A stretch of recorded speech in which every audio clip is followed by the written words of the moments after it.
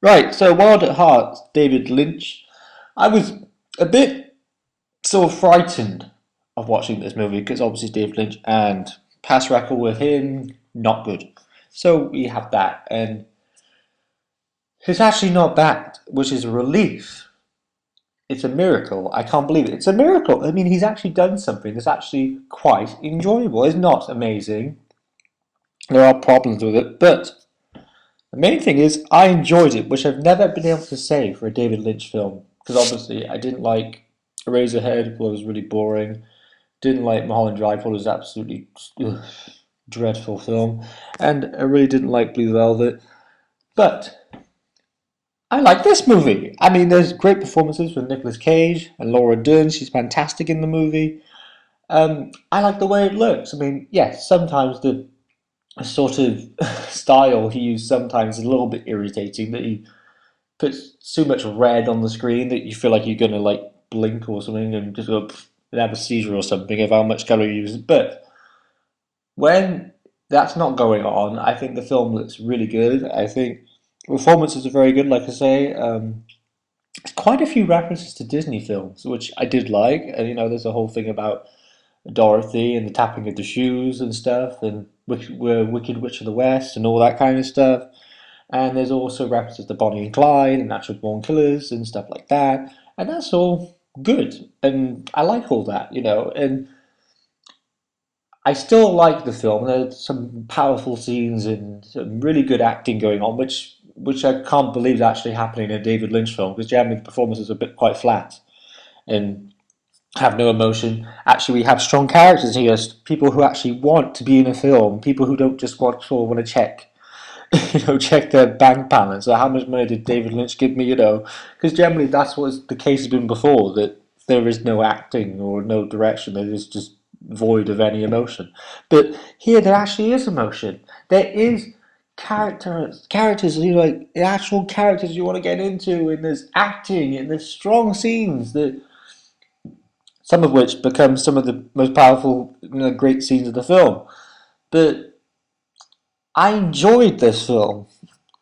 I mean, there's a psychotic mother who's obsessed to, sort of the whole thing of Nicolas Cage's character and trying to prevent him from pursuing her and stuff, and but they're in love, that Bonnie and Clyde kind of esque thing, and but she doesn't want that, and she's kind of psychotic, especially near the end of the film. She just kind of goes a bit mad.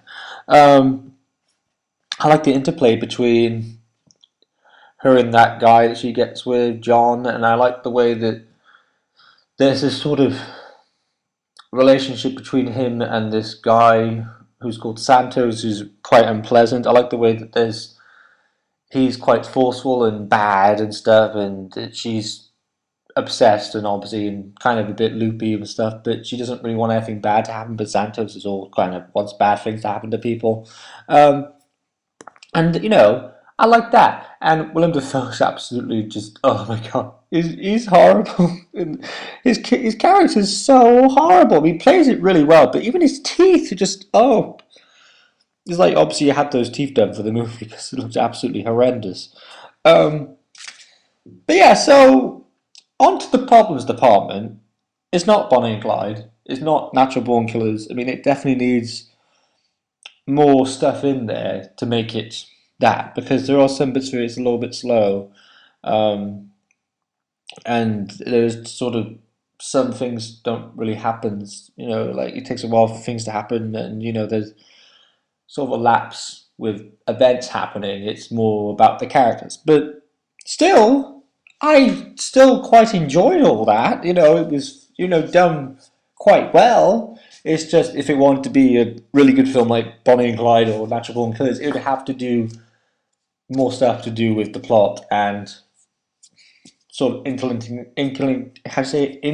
that into the characters to make it a better film. But still, from what it stands, it's miles better than anything he's ever made that I've seen so far, and perhaps it's a refreshing look at that he actually can make something interesting because generally I find his directing so odious and vacuous and not good. But forget about that because he's actually made something quite good. So I would say because of all the stuff that I like about it and the references and the performances, I give it a solid 6.7.